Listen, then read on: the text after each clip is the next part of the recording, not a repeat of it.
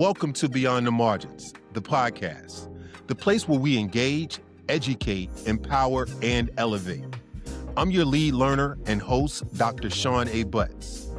Each week, I sit down with some of the brightest minds and dynamic leaders in education to challenge traditional narratives, especially those shaping the experiences of students at the margins. Together, we explore new ways to reimagine schools, classrooms, and learning communities as spaces for growth and transformation. At Beyond the Margins, we center students too often overlooked, sharing the stories, strategies, and ideas that matter most. Voices long pushed aside are brought to the center. Welcome to Beyond the Margins.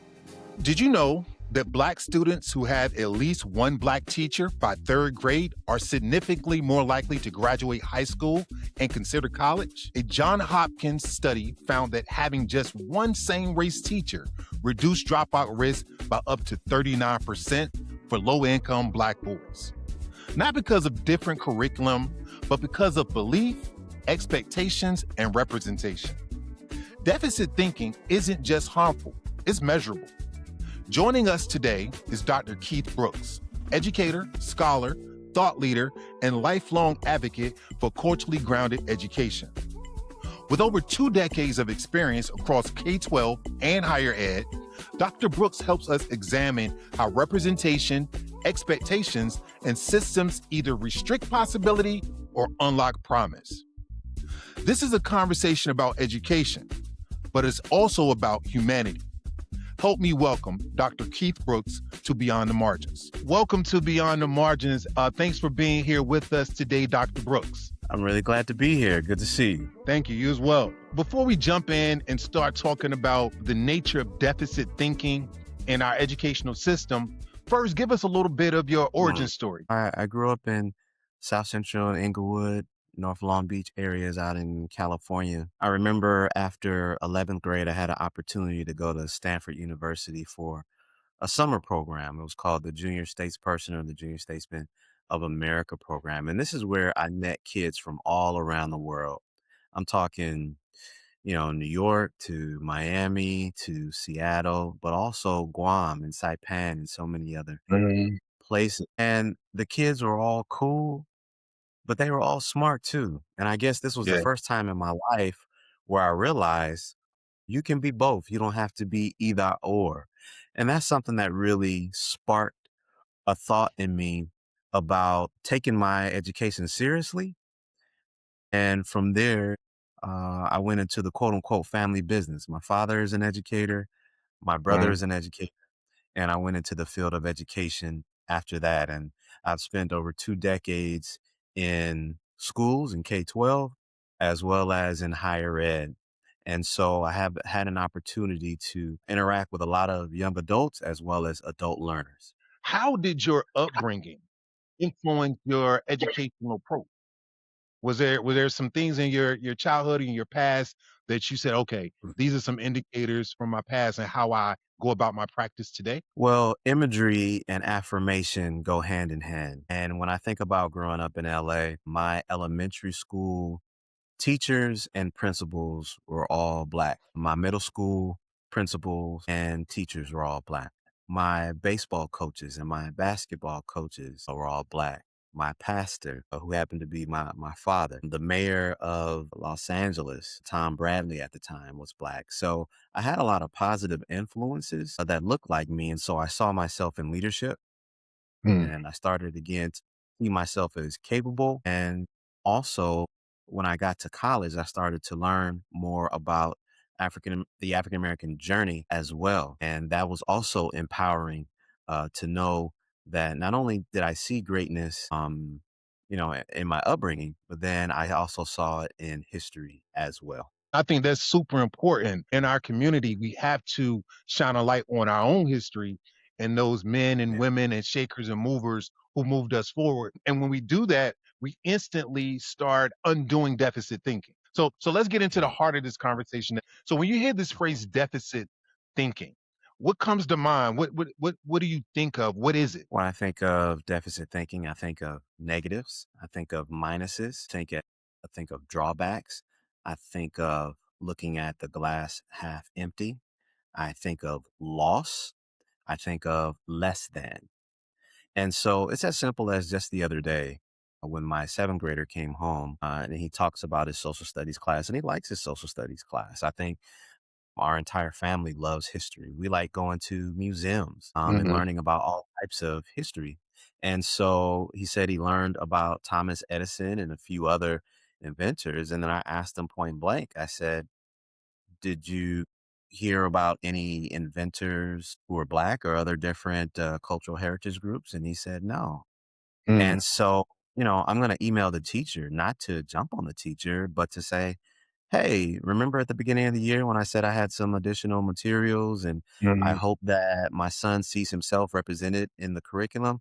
Well, here's a few that perhaps you might want to add to your lesson planner so that the kids see a well rounded representation of who can be an inventor.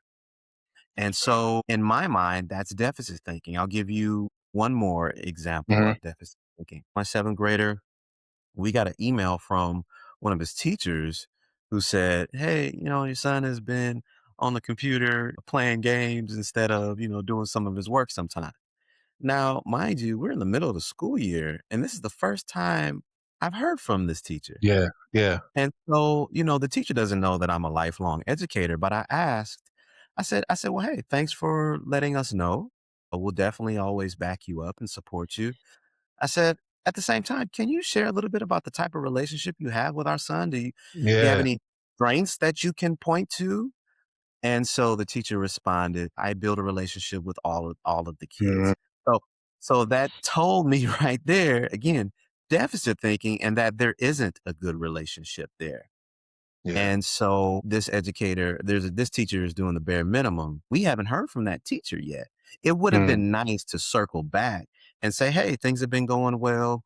Your son has been doing dot, dot, dot, dot. And so to us, it's important to not just hear from a teacher when something is wrong, but also yeah, communicate when something is right. I don't want the absolutely. first or the only interaction to be about something my son isn't doing. To me, that's deficit thinking. Dr. Brooks, you're touching on another very critical point, the role of parental advocacy in successful educational journeys. You're standing in the gap, and unfortunately, all parents can't be career educators like myself and like yourself Mhm, to know mhm. exactly what we're looking for. So, Right. how do schools and systems address this systemically so that not only Dr. Brooks' kid is getting this kind of attention, what kind of systemic changes need to be made so that all students can reap the benefits? I agree. There's a number of staff persons across numerous school districts that have different versions of cultural liaisons, which a lot of districts have. You'll have like a diversity and achievement coordinator, which I used to be years ago at a middle school. Then you'll have just general family liaisons. Mhm, Then you'll also have what's called an ombuds person, or mhm, where somebody who follows up on different issues and challenges when a parent may have a complaint. But again, I desire to have a positive relationship and interaction with my kids' instructors. I mm, don't want it to be based on something negative or wrong. Then you also have school counselors who are generally advocates in addition to access to the assistant principal and or principal. Sometimes it's hard to get to the some of the administrators depending upon the size of the school. And then of course you mhm. have coaches. So in my mind, I like to look at the communal approach of numerous advocates and adults that have different touch points with young people so that young people may have numerous individuals that they can talk to and feel safe with and feel seen and valued and heard by. Yeah, and that's the bedrock of community and learning community is that Mhm. sense of connection and relationship with the people, not Mhm. just the content as well, but the people on Right. the front end. Why is it Yes. that language like at risk is so damaging to our young people? And what does the shift to things like at promise do for their engagement, motivation, inspiration around education? Yeah, well, the term at risk is a cousin of deficit thinking. It's a byproduct of that. At risk, by the nature of its own words and terminology, as a former English major, already speaks to something being wrong. It already speaks to something going downhill. It already sounds like there's a problem. It already sounds like there's an issue or a challenge. At risk. It sounds something that is rooted in fear and Mhm. something be scared of. But I always wonder, would parents call, and some teachers who have kids, would they call their own kids at risk? So if you wouldn't call your own kid at risk, then don't label mine or any other kids at risk. At promise flips on its head and goes towards the affirmative. It goes towards encouragement. It speaks of something that is positive. It speaks of potential. It speaks of hope. It speaks of opportunity. So, just like any other label, all terminology is very important. Mhm. Words hold a Words great matter. deal of influence in whatever we do. Words have a Mhm. great deal of influence. I'll give you one example. Can I do that? Yeah, please. I remember with my oldest son when we were taking him to the gym to learn how to swim. And he struggled early on, as many kids do. And so she said in front of him as she was talking to me, well, it's hard to get him to do dot dot dot because he's scared. I said, Mhm. I said, ma'am, if you continue to plant that seed in his head, he's going to Yeah, continue to be scared. So what language yeah. should we use in order to get him to be more confident in what he's doing, knowing that you're right next to him? He's not going to Mhm. drown. He's obviously thinking the worst case scenario, which also where at risk comes from. It goes down a very dark hole to penalization and whatever kind of form of demerits to truant Truant and then prison. And so suspension, especially in the yes, exactly. And so that's where I like at promise. But you and I know, Dr. Butts, it's not just the language. Language is foundational, but what has to Mhm. happen from there is my behavior has to demonstrate that I believe at promise. I have to have at promise Yeah. behavior as an educator. Because our beliefs dictate what we do next. It informs how we approach our lesson planning, our lesson delivery, what expectations we set for our students, how much we think they can achieve. Since we're talking about educators in the gut check, what kind of internal work should educators be doing on a regular basis to make sure we're not drifting or slipping back into a deficit mindset? Or if we're already in a deficit mindset, how do we dig out and climb out of that? What internal work should educators be doing? Yeah, well, metacognition is very important, which basically means thinking about my own thinking. So self reflection is very important. And one of the ways that I hold myself accountable to reflecting on what I'm thinking about is to consistently communicate with other educators that I aspire to be like yourself, and other educators that have unique perspectives, like yourself, and to interact and bounce ideas off of other educators that are very progressive in their thinking and that have experienced success in working with young adults and adult learners like yourself.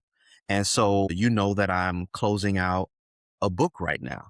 And so Mhm, I've been able to bounce ideas off of you and vice versa with some of the literature mhm, that and manuscripts that you've been working on. I'd also say professional development is a huge part of it. I'm always looking for what are some sessions or what are some workshops or seminars that I can go visit and be a part of and sit down. Just because I'm Dr. Brooks doesn't mean that I have arrived.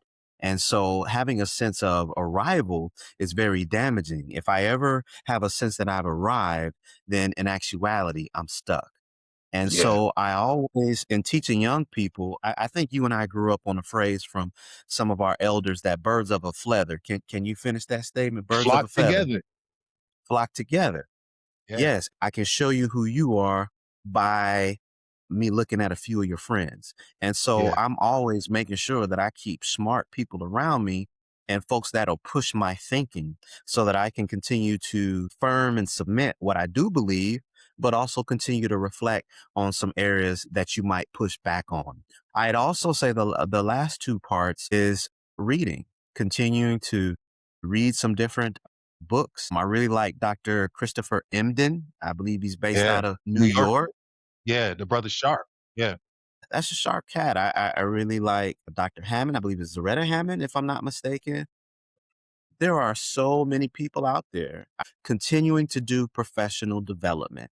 The last part I Mhm. alluded earlier is experiential learning. I'm the type of student that has to be in it. I'm the type of student where you have to show me. I'm a visual learner. So I've taken my own family, since I had family out in Cincinnati. We took the time to go to the National Underground Railroad Museum. You know how Wow. impactful that was?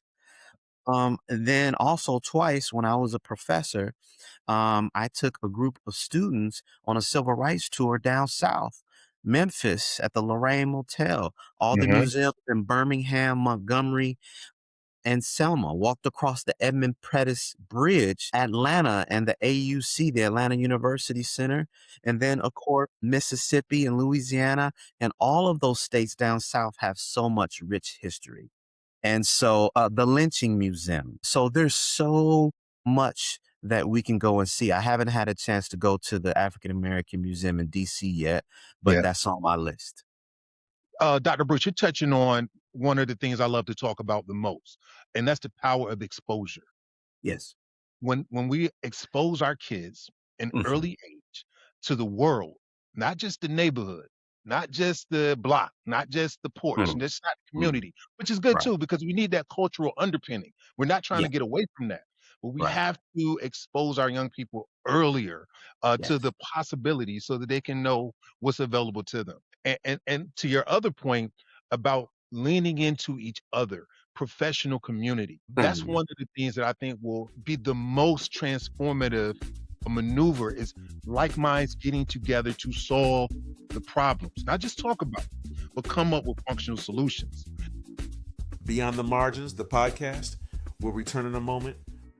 Your Divine Journey LLC is here to walk with you through life's ups and downs. Whether you're seeking therapy, life coaching, support, or personal consultations, we provide a safe, empowering space to heal, grow, and step into your best self. Your journey is unique. Let's make it divine. Connect with us today and start moving forward with clarity, confidence, and peace. View www.yourdivinejourneyllc.com.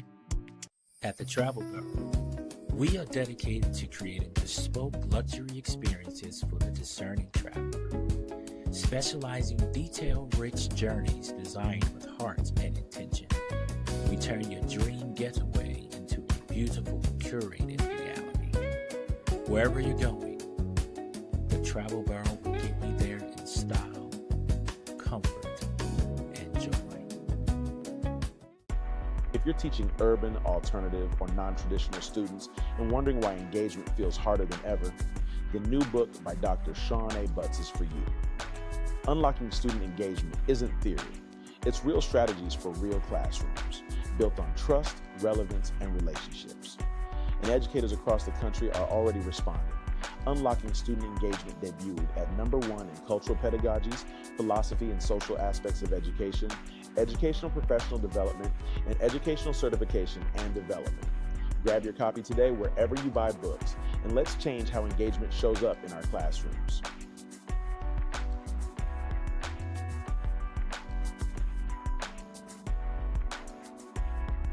Welcome back to Beyond the Margins. What pushback have you seen as you've done this work from maybe schools, school districts, or individual educators? What pushback do you get when you try to disrupt this deficit thinking? Well, a lot of it is usually rooted in fear and a lack of understanding and a lack of cultural proficiency. Mm. Meaning, you and I could go to an Irish American festival and feel comfortable. You and I could go Yeah. to a German American festival and learn about somebody And the else's Lagan culture. Housers and drinking a beer and be fine. Yeah. I'm gonna let you do that, but but I can go and learn about somebody else's narrative and still feel secure in myself, Yeah. which is the point that I'm getting at. But I find that there are a number of individuals who feel as though if their narrative is not the center, they don't know how to operate. Yeah. And so, which is very unfortunate and sad because I think there's a beauty to the tapestry of colors and narratives and stories from across the world. Many of our school systems, they're so old in the way that they operate and the way that they Yeah. think. way that they exist, there's comfort in familiarity. And so Yeah. individuals generally who are in the positions of power don't want to change a lot of those things because there's so many individuals who are afraid of what that would mean for their kid, as opposed of saying a high tide lifts all boats, Yeah. and Disrupting the status yeah, quo yeah, becomes the driving fear, not the potential yeah. of, like you said, everyone being elevated. I want my kids to be successful like my Nigerian neighbors, my Hmong neighbors, my Latin neighbors, my native neighbors, my white neighbors. Dr. Bush, you and I have a mentality of who's ever the most talented or skilled in whatever position, they have earned the right to be that VP or that CEO or that Yeah. director or that lead engineer, whether it's my son or your son or somebody Merit, else's. merit-based. Yeah. Yeah, I'm cool with that. And that's one of the things that I like about sports. Generally, and I understand that sometimes there's politics behind the scenes, but generally, folks want the most talented to put them in the position to win. And that's Man, how I look at schools and that's how I look at our communities so that we can all thrive. why is it Yeah. that this country won't play like a team? If we all Yes. win, we all win. But like we're talking Mhm. about again, the oppressive nature of the status quo. And so how do we undo it in terms of education? What I learned about in my graduate studies and journey is the scarcity model. Yeah. And scarcity thinking basically says, in this piece of pie, as an example, there's not enough to go around for everybody. And that's a real damaging perspective when there's a handful of individuals who have as much wealth, power, and influence as numerous small countries. Yeah. And so, Sean, just on a human level, you and I look around and say, wow, there should be nobody hungry. There should be Yeah. nobody without shelter. Like I said, I'm in Minneapolis right now where it's single digits and 5 below and 10 below and 20 below sometimes in January. And it just pains my wife and I to think that there are individuals who are homeless or Man. having housing instability and that type of unhealthy and Arctic conditions, man. That's real sad to think about. And the greatest nation in the world where we could put them under roof. There are plenty of resources and sometimes and I get it. There are some individuals who have decided not to be a part of our way of life in terms of getting a job or becoming a homeowner. I get that.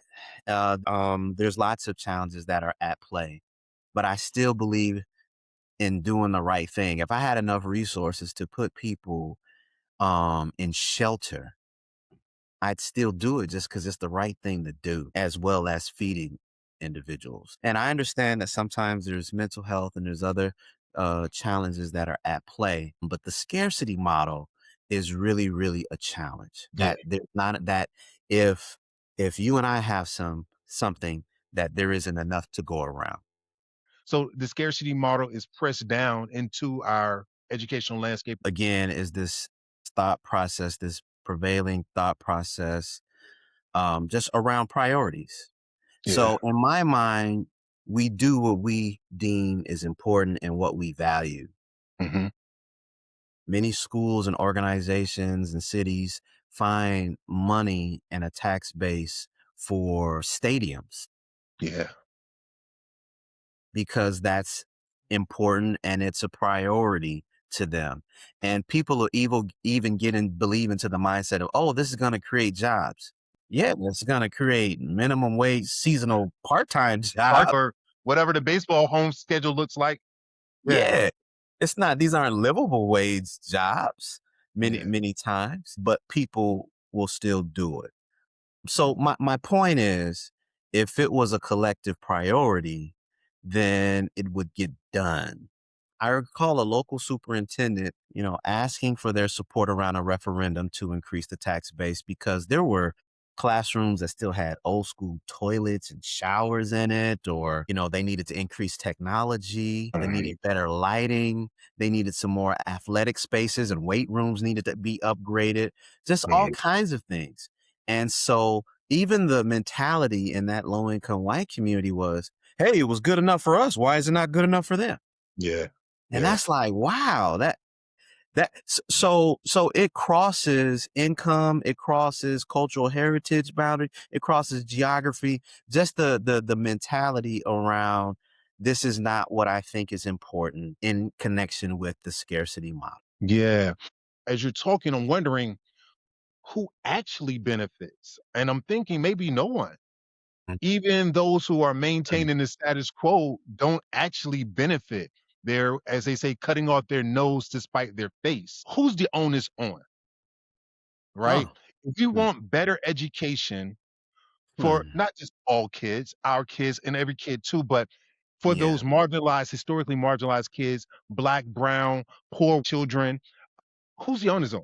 Should we still be waiting for states and local districts to come to the sense that, okay, we're going to make sure equity is everywhere, or is it a community call? Man, in this current climate in the last 2 years or so, I can't even recall the last time I heard the word equity or diversity. You also reminded me of the documentary Waiting for Superman that Jeffrey Yeah. Canada was a part of, Hmm. and huge respect for Jeffrey Canada as well. So who is it on? And my point for bringing up the term equity, I just want folks to do right by each other.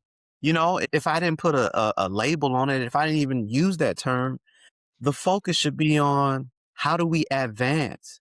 I look at this from a national security and an international competitive standpoint.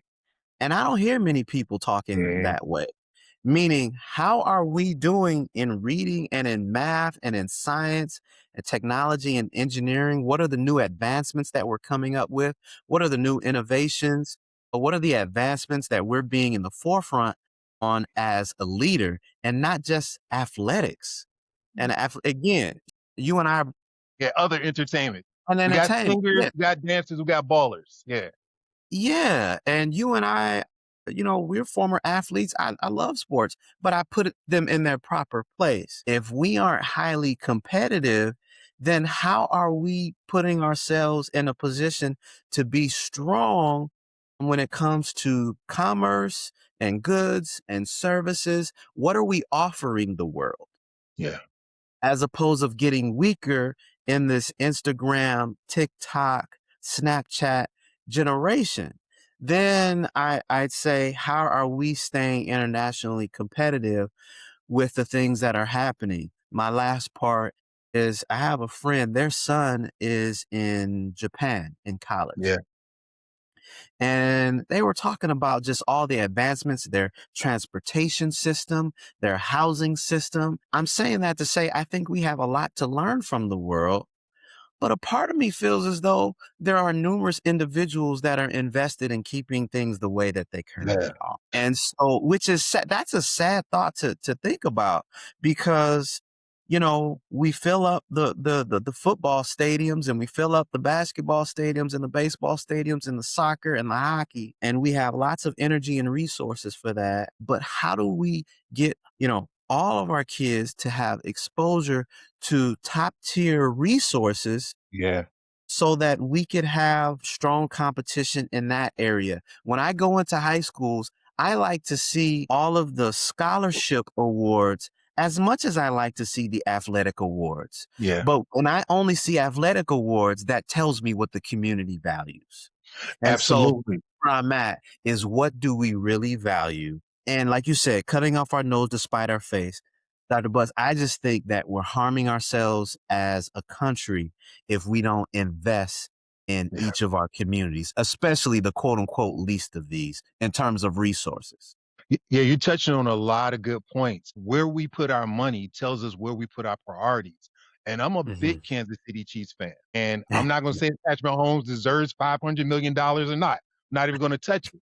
But I will say that teachers should not be driving Uber after work. Mm. They should not be bartending and waitressing after work if we really value education. And Dr. Brooks, Mm. I lived in Japan. I taught English in Japan for a year. And I didn't know that. I learned so much.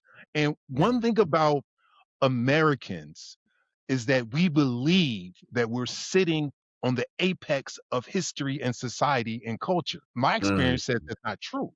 Yes, America's great. There are a lot of great things in America, Yes. but other places are great too. You could set your watch by the transportation in Japan. That's a value they hold, being on time and being punctual. You know what Mm, else they value? what's that? Opportunity for every one of its citizens. Everyone is connected to everyone through history and culture and belonging. And so they want to see each other do well. When one Japanese person does well, Japan does better and I do better. And so until America can get our heads wrapped around that, I mean, I'm kind of a skeptic. I don't know if we'll ever get to the point where we'll wrap our arms around each other like Japanese people do in Japan. But that is a part of the problem is we're not this monolith even in the Black community. This is true.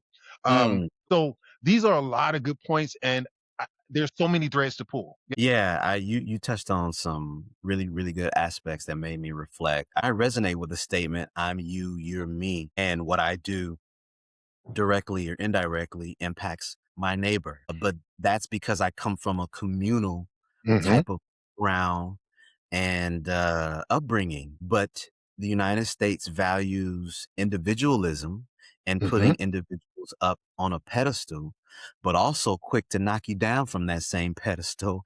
I come from a background around humility, meaning put others and esteem others Hmm. above myself and before myself, and not to have an overinflated ego. Like these are cultural values and faith values for me. And so the United States in general has an overinflated ego. In other words, thinking more highly of themselves than they are. And so when I think about those aspects, that's how I raise, my sons to be real about their skills, their talents and abilities, but also their work ethic, and that Hmm. nobody owes them anything, and that Yeah. they are nobody's victim. Yeah. You understand? I do 100%. And you can't live off of yesterday's victories forever. At some Yeah. point, it just becomes historical. You spoke about American being individualistic and putting people on pedestals. The country has done it to whole demographics. Some Yeah. demographics have been put on pedestals where they get the educational resources, the community resources, and Yes. others, Black communities, brown communities, poor communities, have been left to die on the vine. It's not Mm. surprising that education for marginalized people is still at a deficit level. And Mm. I'm not sure how much we've changed it. We used to have those charts where America was ranked number one in, college and number one in graduates and number one in education. Well, it ain't been number Yeah. one since I was like in, sixth grade. And we Right. keep sliding. But meanwhile, there are other countries who are pressing down on us, and there are other people in this country who are still widening the gap. And I said a Yeah. lot there, but it's really about widening the gap. What you made me think of, Dr. Butts, is history, and I invite individuals to fact check me. I was reading something, I believe it was called Paul Laurence Dunbar. I don't know school. I don't know if that's in Yeah, Maryland, yeah. It's there's a Dunbar in DC, and there's also a DC. Dunbar in Prince. I'm sure there are dozens of Dunbar high schools. There's Yeah, done. Paul Laurence Dunbar, the poet. Well, they were just talking about how these African American students, how stellar these students were. Hmm. And my point for bringing that up is that I was reading something about the origination of standardized testing Hmm. as a way to continue to weed out the undesirables, meaning people of color. In addition to when you had the Freedmen's Bureau and you had Quakers who helped start, Quaker school. Yeah. yeah, schools for Black students Hmm. and sometimes for girls, like Prudence Crandall. I believe she was in Connecticut, Yep. a white sister who started a school in the early 1900s for all girls, but the white families were bothered that she allowed Black girls to come in. And then when they put pressure on her to kick the Black girls out, and again, the usual strategy, the white family said, well, we're going to withdraw our students. She said, okay. So then she enrolled all Black girls. And then what Yeah. did they do? They burned her school to the ground. Yeah. Now, they Yeah. later, like years later, just like with Muhammad Ali and others, after you're no longer effective, or after, in Muhammad Ali's case, after you can no longer speak, oh, now you're a hero and we want to honor you after the fact, after Right. we've done damage. And so Right. my point is, with the historically Black colleges, which I'm a proud graduate of, Xavier University of Louisiana, when you think about the formation of a lot of those schools and the first schools that educated Black kids, There was such an insecurity about that. When you think about Black Wall Street in Oklahoma, that community that was bombed by our white brothers and sisters for no cause other than an insecurity, and Yeah. the Black folks did it without white help. Yeah. Yeah. And so I'm not going to hold my breath for you said earlier, hey, I'm not optimistic about us being more communal. I'm not going to, it's too large. So I can just focus on where I have my sphere of influence and where I'm able to help support children and families. And that's what I'm going to focus on. And that's the best use of your energy. A lot of times I think, especially not just in education, but as Black people, minority people have matriculated through this country, we've always been responsive. But Okay. I think the approach of understanding the landscape and developing and building and solving problems with solutions is a better use of responding to the mayhem. If you look at the history of education in this country, every time we've taken a step forward, the rules have changed. Like you mentioned, the Freedmen's Bureau. Well, there was no public schools before the Freedmen's Bureau, before the end of slavery. Now there's this institution of public schools. Let's segregate them. Okay, end of segregation, we're going to integrate. Then you see this rise of parochial and church schools, these private schools where they could segregate a different way. So you're right. If we keep being responsive, we just keep delaying our progress. Instead, we have to nail it down to what we can control and what we can do. I don't want to go too far down this road that I'm about to talk about, but you just reminded me, it's amazing how, again, Africans were stolen, come across on the Middle Passage, then are, again, through violence and intimidation, psychological abuse, emotional abuse, sexual exploitation, mutilation, separation of families, and through violence are forced to work for free, build a significant portion of the country. We could talk about Wall Street and other different wealth. But then when they're no longer able to control us, then they don't want to live by us. Yeah. And then want to limit our progress.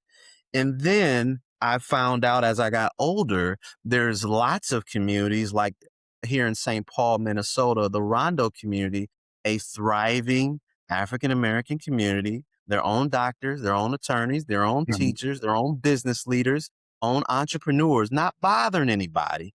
But then the powers that be come in and put a freeway right in the middle of their infrastructure. And that wealth has been destroyed and has never recovered. And then I realized this type of thing has happened across the entire country to prove that type of economic wealth and social structure and foundation of African-American communities, even when they're off to themselves. You're from South Central LA? Yeah, I'm from LA. Yeah. They did the same thing in LA too, right? It's like at some point there was a dividing line drawn. And this idea of redlining is not just for neighborhoods and gerrymandering for votes. It's for any outcome. Yeah. So Dr. Buss, so who's the onus on? I'm asking for all hands on deck, for individuals who care about, humanity and to see the advancement of all people groups, is to say, hey, we got education, we got economics, we got health, we got real estate and housing. I'm saying everybody jump in and pick one of these areas or multiple of these areas and do good, open doors, create access, and support folks to advance us as a community, as a state, as a region, as a country. I'm saying there's plenty of areas to address all of these issues, because now you started with the redlining, you made me think about housing covenants. Yeah. Right. And all of those different aspects. So that's a whole nother area that we could go down as well. But what I like about the conversation that we're having is the core foundation of learning, information gathering, fact finding, research, information distribution and sharing, processing information is our classrooms. Yeah. And that's how important an educator is. A teacher does kind of the bare minimum. An educator helps individuals and young people around processing information and how to think about information. Don't tell my kids what to think. Help give them tools of how to get that information and how to think about information. That's good, Doc. I like to think about it as a true educator's job is to teach their students how to fight the fights that they'll need to fight in the future, preparing this person for the life they have to live. Man, this is a great conversation. I have a few more things I want to ask before we get out of here. One truth about marginalized people that must replace deficit thinking. Something maybe we don't hear enough, but it's true.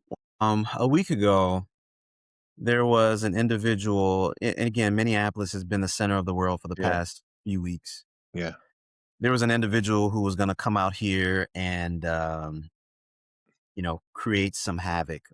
A white brother, I believe he might have been one of the January 6th insurrectionist individuals who were given a pardon, I believe. And an African-American man was protecting him from being harmed. And that really struck me, Dr. Butts. And it struck me because it seems like no matter how much people of color and marginalized folks are on the receiving end of harm, we still give. We still love. We still have a sense of humanity that is really awe-inspiring. And, so my point is, I had a presentation did years ago called Do No Harm. So DONO harm, but then do no harm, DUE no harm. Do no harm. And so when I think about marginalized folks, it's very important to be ultra sensitive to the narrative and get to understand the context before I try to come in and quote unquote help, so that I don't inadvertently do harm. Yeah. That's good, Doc. Hey, look, man, this has been great. We're going to do it again. We'll find another time to bring you back. But until then, what's on the horizons for you? I appreciate that. As I mentioned earlier, I'm working on a book called The Gift of 40, the faith-based lessons I learned in my 40s. Nice. Yeah, and I'm really proud of it. It's definitely a labor of love. Truth be told, I'm writing it for my sons, so that Dr. Butts, when I'm gone, they'll know the mind and heart of their father. And so I'm really excited about it. That's something I'll be circling back with you on as I get to the final manuscripts and publish this year. That's my goal for this year. Okay. And so folks can find me at drkeithbrooks.com, just continuing to speak in different colleges and universities and schools and nonprofits and any place where individuals want to continue to build community and bring people together. I'm your guy. Hey, look, Doc, I appreciate you, man. You're a thought partner of mine. I reached out to you years ago. You answered the call. We've been building ever since. Yes. But you always have a home with us at Beyond the Margins. Thank you for your time and your insight and your expertise. Thanks, Dr. Butts. I appreciate what you do here and value what you do here. And I'm glad that more individuals are getting to hear your voice in numerous spaces. And I look forward to supporting any and everything that you're working on. Perfect, sir. We'll talk soon. Today's conversation with Dr. Keith Brooks makes one thing clear. Deficit thinking isn't neutral. It's a choice. When systems focus on what students lack instead of what they bring, we reproduce inequity. But when educators lead with reflection, representation, and responsibility, classrooms become spaces of liberation, not limitation. Language matters, belief matters, and the courage to disrupt outdated systems matters even more. I wonder, how many dreams have been deferred simply because students were never seen as capable in the first place? Next time on Beyond the Margins. The analogy that I like to use is, if you're on a roller coaster, the dopamine is when you're going up that cliff. Here it comes, here it comes, here it comes. I know what's coming. I know I'm about to go over this exciting cliff and things like that. That's really where dopamine is, where some people think it's the ride down. It's really going up. So understanding how dopamine motivates behavior, cognition is something that is really critical in today's classrooms when it talks about engaging children. Help me understand. The dopamine is more geared to regiment and what students can anticipate and those regular norms that may be set in a classroom or school learning space? Absolutely. Thank you for joining us on Beyond the Margins. If you've enjoyed today's conversation, share this episode, rate and review the show, and let's keep the dialogue going. If you would like to connect, email me at Sohn@beyondthemarginsllc.com. That's SOHN@beyondthemarginsllc.com. It's been a pleasure being with you. Until next time, keep teaching, keep learning, keep leading, and keep pushing beyond the margins.